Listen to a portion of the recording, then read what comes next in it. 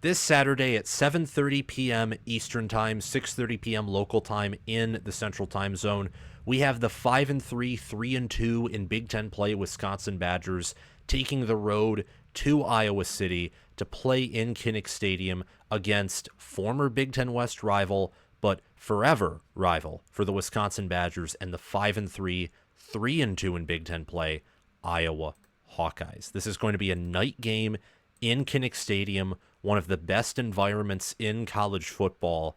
And while these two teams are not competing for a college football playoff spot, they are competing for pride because, as I have said before, this is a rivalry game. This is a game that has decided the Big Ten West and its representative in the Big Ten championship game several times. Iowa opened up as a 3.5-point favorite. The line is currently Iowa -3, so Iowa is laying 3 points at home. These teams are viewed as pretty even on a neutral field, and we'll talk about that here in a few minutes. The last time these two teams matched up, Iowa won 15-6 in a game where LaShawn Williams, who is no longer with the team, entered the transfer portal. He had like an 80-yard run that was Iowa's only touchdown on the day. Iowa got 2 field goals and a safety. Wisconsin got 6 field goals. Basically, that touchdown run decided the game in a matchup where Tanner Mordecai got hurt, Braden Locke had to come in, and it was a win that really gave Iowa control of their own destiny to win the Big Ten West Division in their final season. The Hawkeyes are given a 58.6% chance to win this game per ESPN's FPI, and these teams have both improved on the offensive side of the football. Wisconsin, I think, has stayed the same, improved maybe a little bit on defense. Not an elite defense, but a well-coached defense and a great defense nationally. Iowa's taken steps back on the defensive side of the football. This game will be streamed on NBC, by the way, and it'll be a good night game to close out a day of college football that features Indiana and Oregon as undefeated teams taking the road into new territories for their teams, new challenges. It'll close out Ohio State versus Penn State, which is the game of the week. And then other intriguing matchups that start early, like Ole Miss and Arkansas, which starts at noon, or Georgia, Florida, and Kansas State, Houston, and Texas Tech, who's been good at times traveling to Iowa State. By the way, if Iowa beats that Iowa State team and they beat Michigan State, which are big ifs, I know, but with the improvements they've made, they'd be in the playoff conversation. And as for Wisconsin, if they started out the season stronger and they played like how they've been playing the past few games, well, maybe they beat USC, or maybe against Penn State, some different things happen and they win. This game, to a certain degree, I think is a story of what ifs, almost. But it is what it is at this point, and there's pride on the line, which is so important here. Before I give you my preview and prediction for this game, I just ask a few things of you that won't take much of your time and are totally free. Subscribe to the channel if you may, click the notification bell, share this video around other college football fans you know so that we can grow this audience here on College Football with Sam. Like the video to help us get into the algorithm and reach more Iowa, Wisconsin, Big Ten, and college football fans. Comment your thoughts, your preview and prediction down in the comment section below. Join our Discord server. We want more Wisconsin fans. We want more Iowa fans. We want more Big Ten fans, college football fans. So please join our Discord server. Won't take that long, and the link to that is in the description or down below in the pinned comment. But again, subscribe to the channel and click the notification bell, because that way you'll get notified when we do our giveaway at the end of the regular season, a celebration for hitting 20,000 subscribers, and it'll notify you when we release new content on here. We run the best Big Ten football channel on YouTube, and thanks to you, we will one day become the best college football channel on YouTube. And if you want to support us monetarily, you want to donate to us, there are super comments down in the comment section below, or you can sign up as a paid member of our Patreon page or purchase merchandise on our merchandise store. The links to those are in the description or down below in the pinned comment. But let's talk about this matchup here. Let's look at a broad team comparison of these teams. Look at the forest, look from a bird's eye view, and then we can get closer to these two teams as the video goes on. Wisconsin is viewed as 9.2 points better than the average college football team per ESPN's FPI. Iowa's viewed as 10.1 points better than the average college football team per FPI. Less than a 1-point separation between these two teams in Football Power Index, which is pretty accurate, especially as the season goes on. In S&P Plus, Wisconsin's viewed as 9.7 points better than the average college football team, and Iowa is viewed as 13.5 points better than the average college football team, so less than a 4-point separation in S&P Plus. You add on 3 points home field advantage to Iowa, which is pretty standard. I like to typically bump it up more because typically teams don't win games by 1 or 2 points. They often win them by 3 and 7 and sometimes 4. 5 can be a little rare. 6 can be a little bit rare. But these power ratings sometimes fail to take into account how severe of an effect home field advantage can have on the visiting team, especially Kinnick Stadium. The only teams in recent memory to win games in Kinnick Stadium outside of the top teams, like seriously the top teams, including this year's Iowa State, is Minnesota last year, Illinois in 2022, Iowa State in 2022, Purdue in 21. In 2020, it was COVID, so it was what it was. No one beat Iowa at home in 2019 outside of Penn State, who finished top 10 that year. It's a rarity. It's a rarity for a team with the record and profile of Wisconsin to come into this game and win. And I think a large part of that's Kinnick Stadium and the environment of that stadium, of Iowa football when they play at home. So I'd say you could put maybe 4 or 5 points as well for home field advantage, but even factoring that in, you're basically saying per power ratings, Iowa's going to win this game anywhere from 4 to 7 points per FPI or 4 to 6 points around there, so a touchdown or less. And per S&P Plus, that's anywhere from, look, it's anywhere from 7 points to 8, 9, or 10 points. So this is going to be, I think, a close game. I think it's going to be a close game. Originally, I had one of these teams winning big, and then I thought about it more, and I'm like, no, these rosters are too even, and there's too close of a level of coaching for this to be a blowout. Like, stylistically, it's unlikely, and we'll get into that as we progress throughout this video. But Iowa viewed as a slightly better team in the power ratings, but Wisconsin's been trending up. Iowa reached this level of power ratings where people and models view them as top 25, top 20, really after their performance against Washington and a little bit before after their performance against Minnesota, but it's stayed relatively steady ever since then. You look at points per play margin and expected points added margin. The Hawkeyes lead the Wisconsin Badgers here. A big part of this, in my opinion, is that Wisconsin has lost 3 of their games. All 3 of their losses are by double digits, whereas for Iowa, they lost by a point to Iowa State. Ohio State did blow them out. And against Minnesota, Michigan State ran drastically more plays. So Michigan State didn't score that many more points per play than Iowa did. They just ran that much more plays, which is why they won by double digits. So Iowa is the more dominant team. I would agree with that. I think Iowa actually has more intimidating non-negotiables as a whole compared to Wisconsin.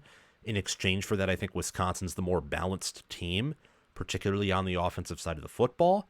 And I have high praise and high admiration for Luke Fickell, but we'll get into the specific players and coaching staff in a bit. I just think that that's a good explanation for why Iowa is leading Wisconsin in some of these categories here. Iowa also has good special teams. They constantly get good field position, and that factors into things like points per play margin and expected points added margin. Wisconsin is a 0.065 points per play margin. That means for every one of Wisconsin plays compared to one of their average opponent plays, Wisconsin outscores their opponents by 0.065 points.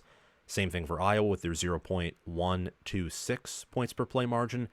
Iowa's expected points added margin is a 0.109. That means for every one expected points added, which is when you look at the plays that these teams run, like when you look at how they score, how they prevent their opponents from scoring, like how they are expected to score versus how Their opponent is expected to score and how they follow through on that on a play-by-play basis.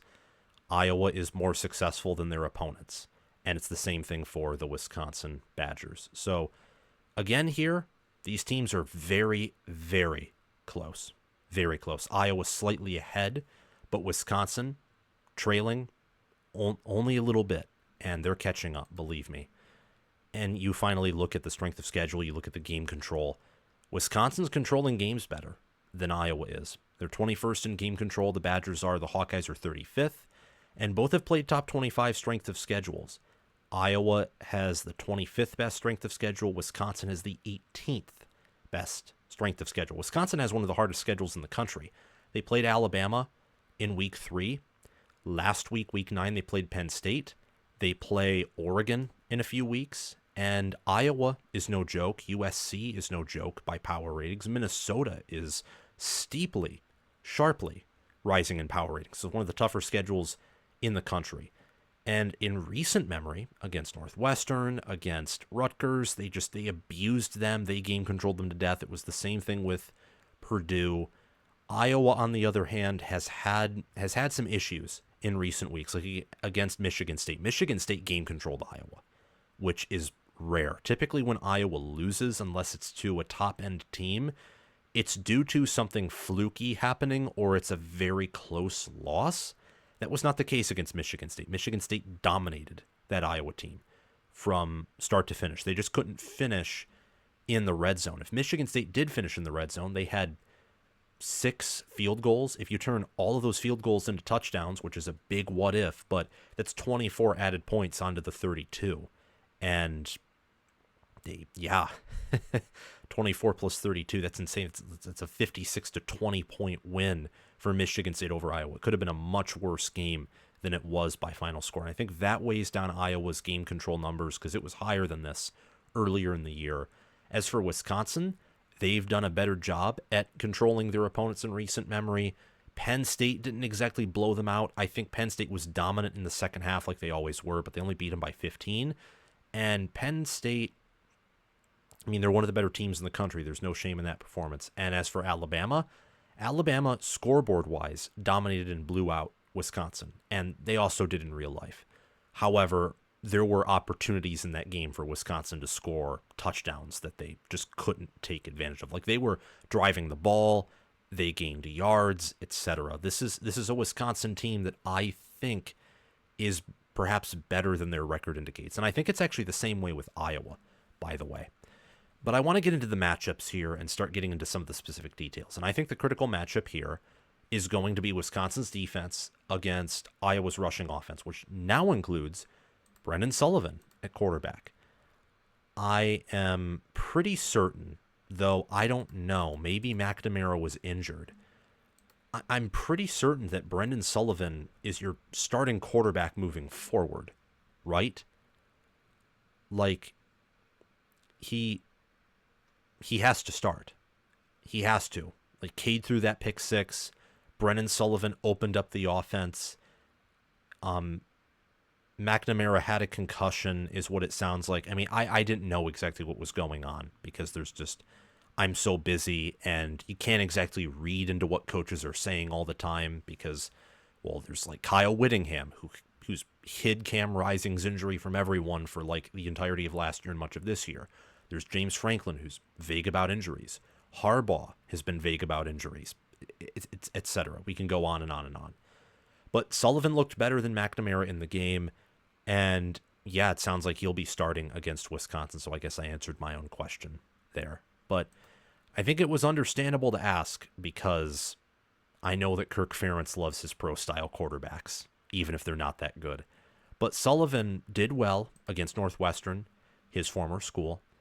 And I think that he provides a level of explosiveness and a level of honesty to the offense. And what I mean by honesty is defenses have to take his rushing threat seriously. It opens up a whole new dimension to attack opposing defenses for Iowa's offense.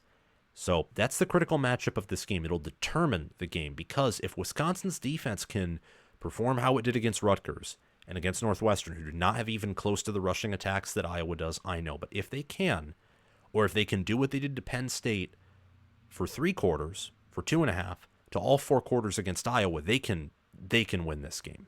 This is where the battle is going to be had. Iowa's O-line versus Wisconsin's front, and then also Wisconsin's front and defense as a whole, making sure they tackle Caleb Johnson well, making sure they tackle Brennan Sullivan well, making sure that they don't completely crash on the running back and let Brennan Sullivan take it for a big play, etc. Wisconsin's defense, I think, is an underrated unit. I mean, you look at their scoring defense, it's higher than Iowa's right now. They're only allowing 19.7 opponent points per game, and they played Alabama when Alabama was up.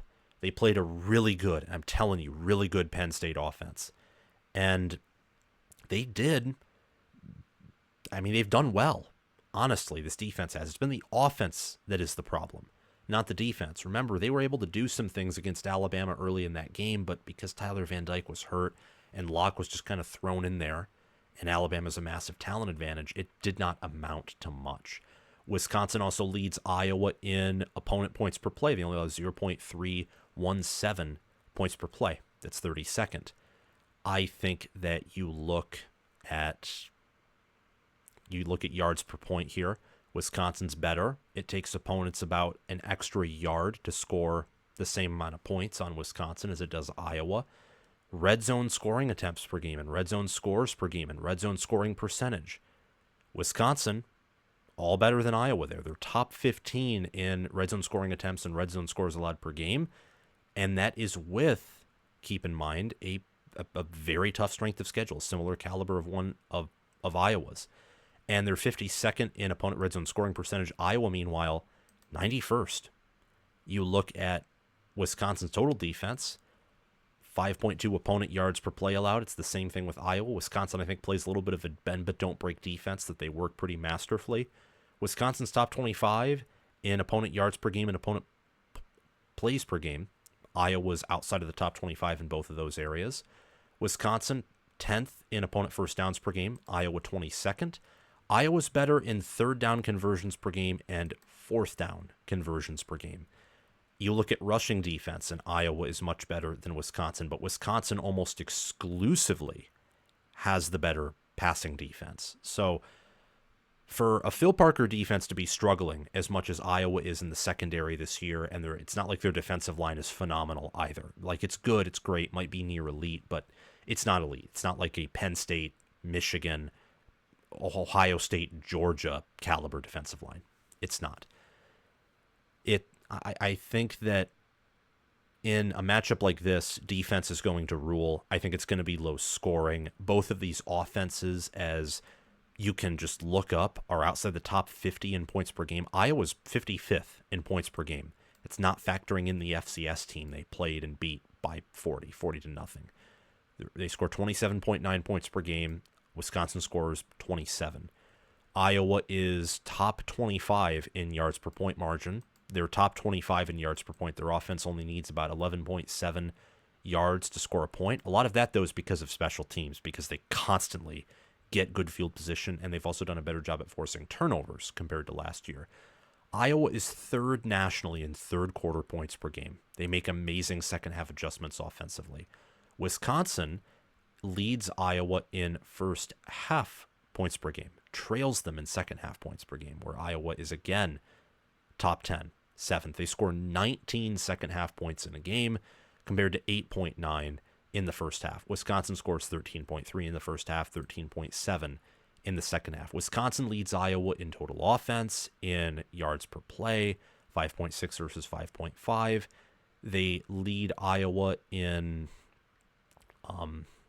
just looking at some things here, punts per play, punts per offensive score. Iowa's top 40 in third down conversion percentage. 43.16% of their third downs are converted. And obviously, you look at rushing offense. Iowa, 5.6 yards per carry. That's 9th. 204.6 rushing yards per game. That's 18th. 62.51% of their gained yards are on the ground, which is just objectively insane. This is what Wisconsin is going to have to deal with in the rushing offense, and also an offensive line that is improved compared to prior Kirk Ferentz offensive lines. Iowa recently has not had good offensive lines, but here we are in this matchup. We're 8 games in for both of these teams, and Iowa's only allowed 9 sacks, 9 on 188 attempts. You look at sack percentage here for these offenses passing the football. Wisconsin is pretty darn good. They're 12th in sack percentage. 2.67% of their dropbacks result in the sack. You only allow 0.9 sacks per game. Iowa's 55th. They allow 5.42% of their dropbacks to end in a sack, which isn't good, but it's better than prior Iowa offensive lines. Much better, in fact. And you combine that with the run blocking that we've seen from Iowa's tight ends, their offensive linemen, their wide receivers. This offense is changed. It is a much better offense than prior offenses under offensive coordinator Brian Ferentz. And speaking of offenses, let's zoom in a little bit here. I like Wisconsin at wide receiver. I love them at tackle. I think they have one of the best offensive tackle units in all of college football. I like Iowa at running back, which I think is obvious. I love them at tight end. No duh. Iowa's tight end university. Either them or Notre Dame or maybe Georgia. In a few years, though. Not right now. And I also like them on the interior of the offensive line. Quarterback, I think quarterback is an area where you can really push now that Brennan Sullivan is starting. And Cade McNamara on the season, over 1,000 passing yards. McNamara, as of right now, has a 115 passer rating, 37 QBR. Locke is a 54. If McNamara was the starter, I would give it to Locke, but he's not. Brennan Sullivan's the starter, and Sullivan adds another element to the game. On the season, he has 93 passing yards, completes 68.8% of his throws, only on 16 attempts, though. 5.8 yards per pass attempt, a touchdown, a 138.2 passer rating. And you look at his QBR, he has a 68.1 quarterback efficiency rating. He did well against Northwestern. He had 8 carries for 41 yards, 5.1 yards per carry, and a touchdown. I think that he adds a special element to this Iowa offense that can allow them to have a ton of success. It's different when you have Cade McNamara, who's essentially a statue, and he provides no threat in the ground, because when McNamara goes to hand it off, you know it's a play action or it's a handoff.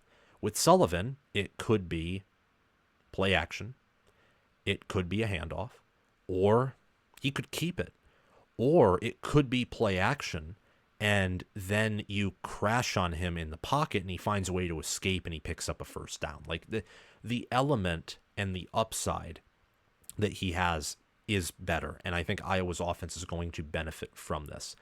Iowa's leader in receiving yards, no surprise, is Luke Lachey with 209 on 24 receptions. He has no receiving touchdowns, though. Reese Vanderzee, 3 receiving touchdowns, 176 receiving yards and 14 receptions. He leads the team, wide receivers at least, in receiving yards and receiving touchdowns. Jacob Gill leads the wide receivers in receptions with 19. Caleb Johnson is another player along with Jacob Gill who at least have a receiving touchdown over 100 receiving yards. On the ground, Caleb Johnson has 1,144 rushing yards, 16 rushing touchdowns, and he's averaging 7.8 yards per carry. No one can stop him. The only team that stopped him all season long, was Ohio State.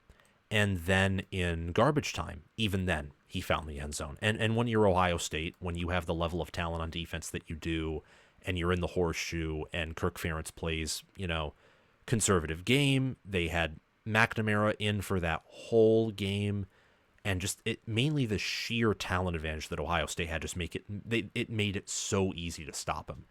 For example, if Caleb Johnson was on a more talented roster, or if Iowa had, let's say, Minnesota's wide receivers and like Dylan Raiola at quarterback, I think that Caleb Johnson would have had a much better day against Ohio State. And I think that Iowa actually would have made that a game. But again, Caleb Johnson has been, for this offense, the one-trick pony on that side of the football. That's how good he's been. And that's why it's so important, I think, for Iowa to have this opportunity at quarterback with Brennan Sullivan. He's 6'4", 220 pounds. He can run the football. He can throw the football as well as Cade McNamara can. And I'm excited to see what he can do.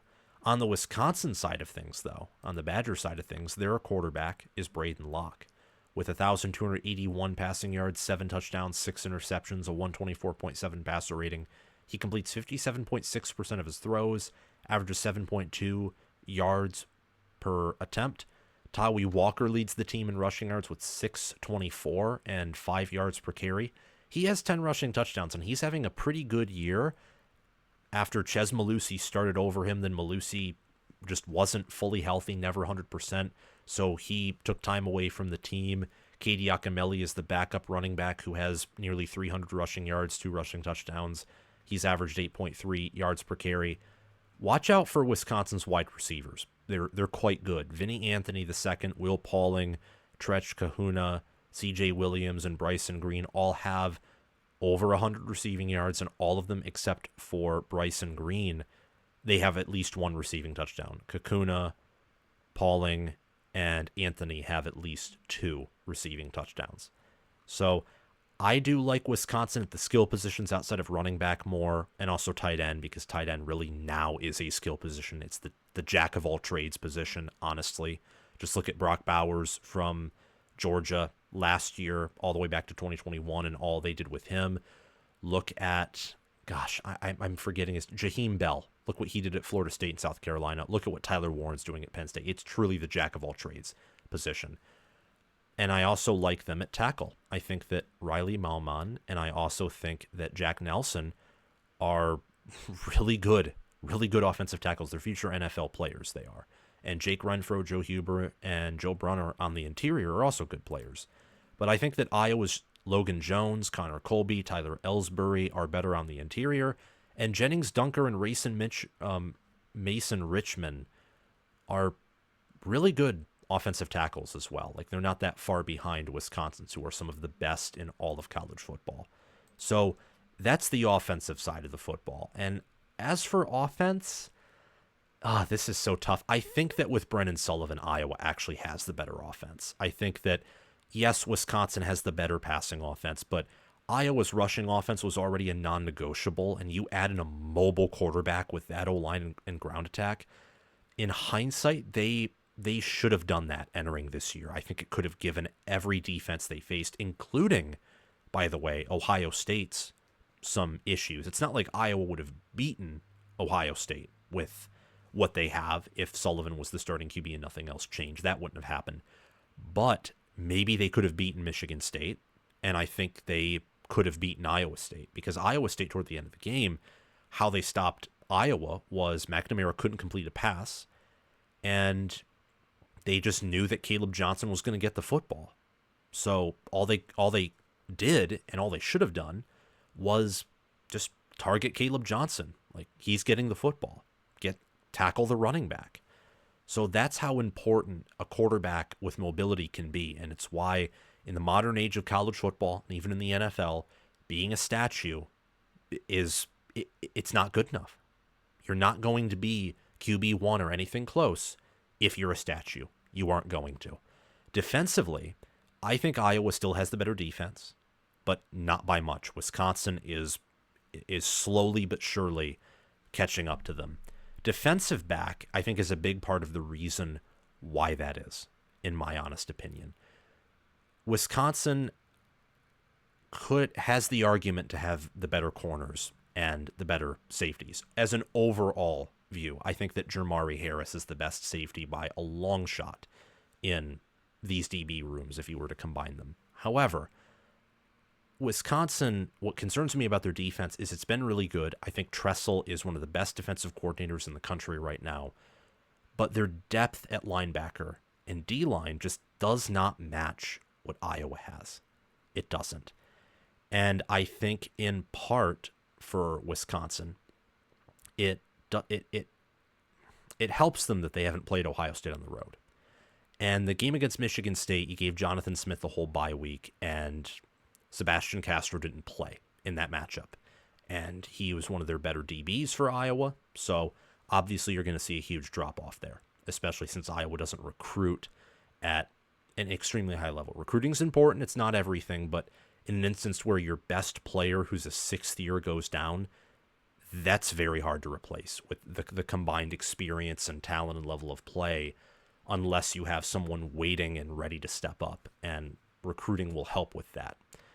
So I think that they have the better defense, but I'm questioning that as I'm saying that. I truly, truly am. Iowa's defense on the season, they have 19 sacks, 10 interceptions, 28 passes defended, 7 forced fumbles, and 5 fumble recoveries. For the Wisconsin Badgers, they have 13 sacks, 29 passes defended, 3 interceptions, 3 forced fumbles, and 7 fumble recoveries. Are teams just fumbling against Wisconsin? That's weird. 3 forced fumbles, but 7 fumble recoveries. That's strange. Oh, I know that they recovered some muffed punts throughout the season. Like, Wisconsin recovered a ton of muffed punts. So, honestly, when I look at these two defenses, they're both well coached. They both have talent. They both have depth. They also both have some issues, whether that's due to recruiting, as in that's how Iowa just does things, their developmental program, or for Wisconsin, they're not at the level they want to be at yet recruiting-wise. I would take Iowa at the D-line and linebacker. I think the further back you go in the defense, the better Wisconsin gets compared to Iowa. Wisconsin right now, their secondary is performing at a higher level than Iowa's. Take a listen to this, for example. In passing defense, Wisconsin only allows 6.3 opponent yards per pass attempt. That's 27th. Iowa allows 6.8. That's 45th. Iowa only allows 10.2 opponent yards per completion. Wisconsin allows 10.5 yards per completion. So some separation there actually in favor of the Hawkeyes. You look at completion percentage, opponents are completing 66.5% of their throws in Iowa. That's 119th. Opponents are only completing 59.49% of their throws on Wisconsin. That's 49th. And Wisconsin played Jalen Milroe earlier in the year when I think he was more confident in a better QB. They also played Drew Aller and Bo Prabula, who performed pretty well in that game as I watched. Wisconsin, in defending the pass, they only allow 8.1 passing first downs per game, 174.7 passing yards per game, which is 15th. Iowa's 62nd in that category. Iowa does have a better sack percentage, and Iowa also is much better in run defense. They only allow 3.8 opponent yards per carry. Wisconsin allows 4.5. Iowa allows 111 rushing yards per game. Wisconsin allows 147 exactly. And there's also a part of that's the fact that teams prefer to run on Wisconsin more than Iowa, and I think that is because Wisconsin has played offenses that have quarterbacks who are more instinctively inclined to run, like Bo Prabula for a half, and also Jalen Milroe or Jack Lausch at Northwestern, for example. But I do think Iowa is better up there on the defensive line. They're both better at getting pressure and at stopping the run. Iowa's linebackers are some of the best in the country, but Wisconsin's pretty good there. And at DB, it's very close. I think it's a little bit too close to call, and I think this game could reveal who has the better pass defense. I would take Iowa in the trenches. Slightly better O-line, slightly better D-line. End of discussion. I think it's clear they have the better trench play, at least slightly. And I think it's even more clear that they do have the better special teams play. Good punter, good kicker, and good return specialist. Iowa got a punt return for a touchdown against Northwestern this past weekend. And as in regards to coaching, rather, I would take Wisconsin at head coach. I do think Fickell is better than Kirk Ferentz. Kirk Ferentz is past his prime. He's on his way out, whether that's after this year or whether it's in the future. I said in a prior video, I think after this year would be the perfect time for him to retire, win out, or lose only one more game. You finish 8-4, 9-3, win the bowl game or lose, hopefully win the bowl game. And then because of how much Iowa loses in terms of starting talent and in terms of production after this year, that gives the perfect chance for a new regime to come in and change things. And there are still some key players who can and probably will return to Iowa if they hire a good coaching staff. I think that Fickell is one of the best head coaches in the country. Kirk Ferentz is a good coach, but clearly in his own tier. Not toward the top, but certainly closer to the top than the bottom. I also think Wisconsin is the better offensive coaching staff. Iowa, I think, obviously is the better defensive coaching staff. Strength and conditioning is a push for me. I think both of these strength and conditioning programs are good. These teams are both physical. They're both disciplined. They tackle well. And they're strong on the offensive line, and they have a lot of power on offense. That's how they like to. That's how they like to roll on the offense side of the ball, is power. I am picking Iowa to win here. It's a little bit of a safe pick. I feel, if I'm being honest, like Wisconsin's going to come in here and steal a win because Luke Fickell, sooner or later, I think is going to turn Wisconsin into a Big Ten contender. I genuinely believe that. I think that the system that he has there, the coaching staff, is very underrated. They just don't have the players yet to do everything that they want to do. However, Iowa has a massive non-negotiable. That's Caleb Johnson. That non-negotiable is further strengthened by a mobile quarterback like Brennan Sullivan. And all of that is further strengthened when you know that Braden Locke has thrown a pick in every one of the games he started in, and it's in Kinnick Stadium against an Iowa defense that right now on the year has a plus 0.7 turnover margin per game, and they average 1.3 interceptions per game. 1.3 interceptions per game. So, yeah, take from that what you will. Iowa, I think, is going to win the turnover battle here. They'll win the special teams battle. I think that Wisconsin, if you're going to beat Iowa, and Iowa State showed this, Ohio State showed this, Michigan State showed this, you need to have a great game passing the football. You have to. And Braden Locke, I don't think is as good as Aiden Childs. Certainly not as good as Will Howard or Rocco Becht. Again, it's on the road in Kinnick Stadium. I think that it will be close. I think it'll be competitive. But ultimately, I have Iowa coming out on top because I think the matchups favor the Hawkeyes. So I have them winning and covering. Thank you all so much for watching. Remember to like, subscribe, hit the notification bell, and comment your thoughts down below. Thanks to Crash2488, Brasco Rascal, and Connell OH for being Heisman members. Thanks to Chris Lane, Ismar, and Tyler Nye for being All-American members. And thanks to John Lynn, Roaming Gnome, Matthew Sale, Austin Christmas, Joshua Jorgensen, and Will Loftus for being All-Conference members. Have a great day, everyone. Make sure to check out my merchandise store, Patreon page, and Discord server via the link in the description or down below in the pinned comment. And go Hawkeyes, go Badgers. See you all very soon.